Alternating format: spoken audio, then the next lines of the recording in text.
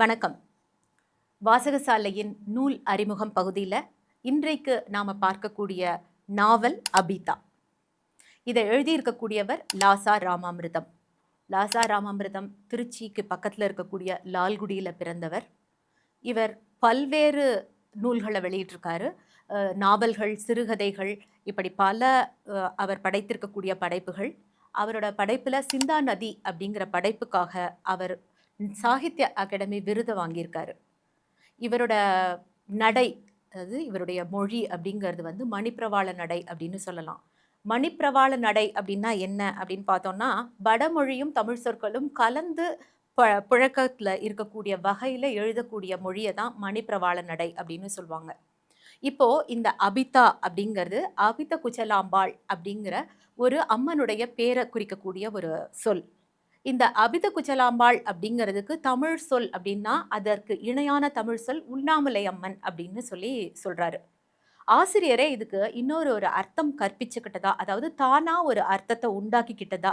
அது என்னன்னா, ஸ்பரிசிக்க முடியாத, அது ஸ்பரிசிக்கப்படாத அப்படிங்கிற அளவுல இந்த பொருளை நானே கொண்டேன் அப்படின்னு சொல்லிட்டு அவரோட குறிப்புல தெரிவிச்சிருக்காரு.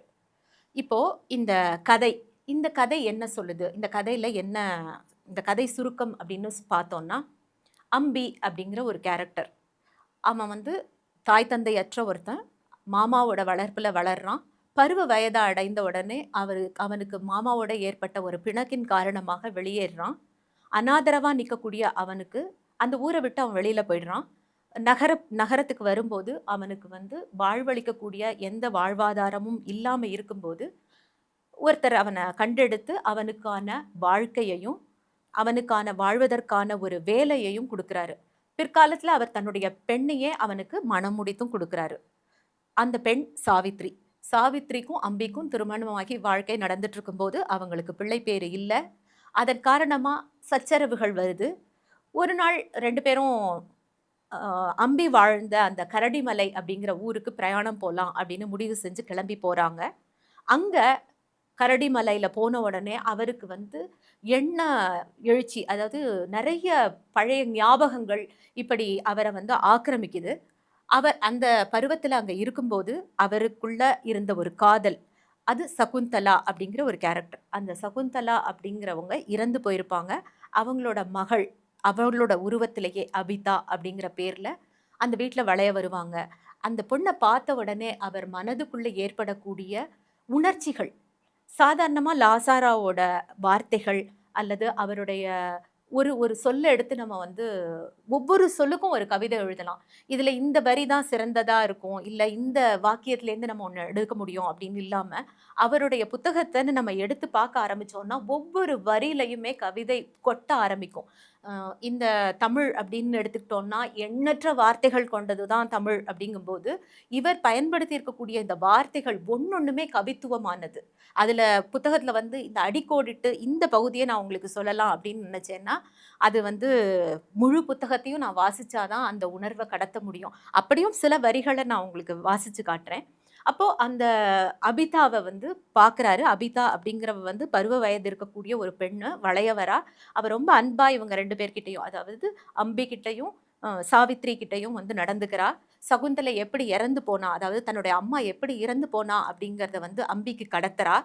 அப்போ இவர் மனதுக்குள்ள அவளை மகள் அப்படிங்கிற பாவத்துல பார்த்திருந்தா அது வந்து ஒரு சினிமேட்டிக்கா இருந்திருக்கும். ஆனா இவர் மனசுக்குள்ள அபிதா வந்து சகுந்தலாவாவே தான் தெரியுறா.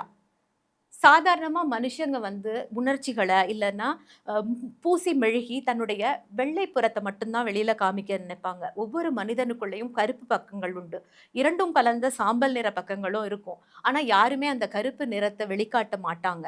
இந்த கதையில அம்பியுடைய அந்த கருப்பு பக்கங்களையும் அழகான வார்த்தை ஜாலங்கள்னாலையும் அந்த உணர்ச்சிகளை கொட்டி இருக்கக்கூடிய, அது காட்டி இருக்கக்கூடிய அந்த வர்ணனைகள்லையும் ரொம்ப அற்புதமா லாசாரா கடத்தியிருக்காரு அப்படின்னு சொல்லலாம். ஒரு ஒரு சில வரிகள் உங்களுக்காக நான் படிச்சு காட்டுறேன். அடக்கி அடக்கி திமிர தவித்த என் சீற்றத்தின் எதிரொலியாய் தாழ்வாரத்தில் மழைச்சாரல் சாட்டை வீசுகிறது. ஜன்னல் கண்ணாடியில் தாரை வழிந்த வண்ணம்தான். வெயில் பார்த்து நாள் 3 ஆயிற்று. அறையில் சுவர்கள் ஒட்டிய மூலைகளில் பகலிலேயே இருள். தேக்கத்தில் அவரவர் மனநிலைக்கு ஏற்ப உருவங்கள், முகங்கள், பெரும் வாய்கள், முழு விழிகள், வீக்கங்கள் திரண்டு தம் ரகசியங்கள், அவஸ்தைகள் ஏதேதோ தம் ஊமையில் வெளியிட முயல்கின்றன.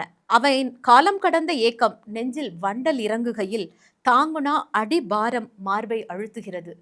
இப்போ இந்த காட்சி நம்ம எல்லாருக்குமே புரியும். எப்படின்னா, ஒரு மேகத்தை பார்க்கும்போது அந்த மேகக்கூட்டத்துல ஒரு முயலாவோ, ஒரு குருவியாகவோ, இல்லைன்னா ஒரு பொம்மையாகவோ விதவிதமான கற்பனைகள் நமக்கு ஓடும் இல்லையா? அது மாதிரி மழை நீர் அந்த கண்ணாடி வழியா வழியும் போது ஏற்படக்கூடிய அந்த பிம்பங்களை இந்த மாதிரியான ஒரு சொல்லாடல்ல நமக்கு கடத்தியிருக்காரு. அதே இன்னொரு வரியில பார்த்தீங்கன்னா, மணவரை மஞ்சத்தில் புலவி வெறியில் பீத்தும் உருவியும் தானாகவும் உதிர்ந்த மலர்கள் போல் வானில் மேகங்கள் இப்போது சிதறி கிடக்கின்றன. இவ்வளவு மகத்தான கலவி கொண்ட விராட புருஷன் அவன் ஸ்திரீ யார் அப்படின்னு கேட்டிருப்பாரு. இந்த இடத்துல அந்த அந்த மலர்கள் சிதறி கிடக்கக்கூடியது, அந்த புலவி மயக்கத்தில் இருக்கக்கூடிய ஒரு மணவரையில் இருந்த அந்த விரகதாபத்தில் அவன் அந்த மகன் நடந்து கொண்ட அந்த விஷயத்தை பற்றி சொல்லும்போது எவ்வளோ அழகான ஒரு வர்ணனையாக இது எனக்கு தோணுச்சு. கண்டிப்பாக படிக்கக்கூடிய உங்களுக்கும் அப்படியான ஒரு தாக்கத்தை ஏற்படுத்தும் அப்படிங்கிறது என்னோட திண்ணமான எண்ணம். வாழ்க்கையின் ஏடுகளை திருப்பி புரட்டுகையில் அத்தனையும் எப்படியோ குற்றப்பத்திரிகையாகவே படிக்கின்றன. கோட்டை விட்ட சந்தர்ப்பங்கள், அவசரப்பட்டு விட்ட ஆத்திரங்கள், மீள முடியாத பாதைகள், அசலுக்கும் போலிக்கும் இனம் தெரியாது ஏமாந்த லேவாதேவிகள், இனாமுக்கு ஆசைப்பட்டு முதலே பறிபோன இழப்புகள், கண் கெட்டபின் விழுந்து விழுந்து சூரிய நமஸ்காரங்கள், ஏற்றலும் தாழ்த்தலுமாய் பழம் கணக்கு, அத்தனையும் தப்பு கணக்கு. ஆத்திரத்தில் ஸ்லேட்டை போட்டு உடைத்தால் அவ்வளவுதான், உள்ளதும் போச்சு நொல்ல கண்ணா. அதுக்கப்புறமா இன்னொரு ஒரு காட்சியை நமக்கு இந்த கதையில சொல்லியிருப்பாரு. இங்கு அல்லியும் பூத்ததில்லை, ஆம்பலும் தலை நீட்டியதில்லை. உச்சி வெயிலில் குளத்தில் அடிவயிறு பளீர் என்று தெரியும். தொப்புள் குழி கூட இஷ்டப்பட்டால் தெரியும். நடுப்பகலின் வெட்ட வெளிச்சத்தில் வெறிச்சிட்டு தனிப்பட்ட குளம். தண்ணீர் கற்கண்டாயினும் யார் இவ்வளவு தூரம் பானையையோ குடத்தையோ சுமந்து வருவது? ஆகையால் இதன் தண்ணீர் செலவாவதே இல்லை.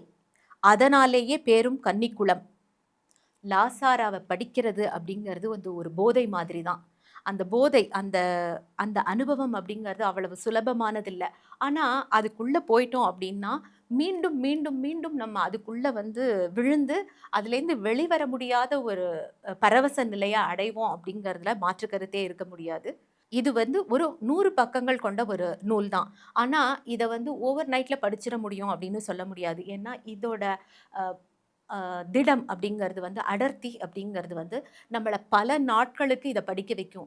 அதே சமயத்தில் ஒரு தடவை படித்த உடனே புரிஞ்சிடுறதோ இல்லை ஒரு தடவை படித்த உடனே கதையை உள்வாங்கிக்கவோ முடியாது.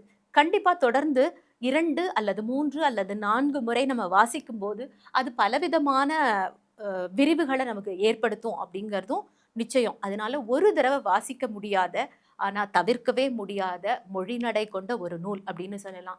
இந்த நூல் குறித்து விதவிதமான கருத்துக்கள் இருக்கலாம். இதில் ஒப்ப முடியாத அம்பியுடைய அந்த நிலைப்பாட்டை ஒத்துக்க முடியாத சில பேரும் இருக்கலாம். ஆனால் எல்லாத்தையுமே, அதாவது நினைக்கிற விஷயங்களை, அதாவது தனக்கு தன் கருப்பு பக்கத்தையும் காட்ட துணிந்த அம்பிங்கிற கேரக்டர் மூலமாக லாசாரா நமக்கு கடத்தி இருக்கக்கூடியது ரொம்ப ஒரு செழுமையான பகுதி அப்படிங்கிறது தான் என்னுடைய எண்ணம். இந்த நூல் உங்கள் அனைவருக்குமே படிச்சிங்கன்னா கண்டிப்பாக உங்களை பரவசப்படுத்தும் அப்படிங்கிறதுல எனக்கு மாற்று கருத்து கிடையாது. இந்த நூலை அவசியமாக நீங்கள் வாங்கி படிக்கணும். தொடர்ந்து அடுத்தடுத்து இதே மாதிரியான பல புதிய நூல்களோட உங்களை சந்திக்கிறேன். நன்றி.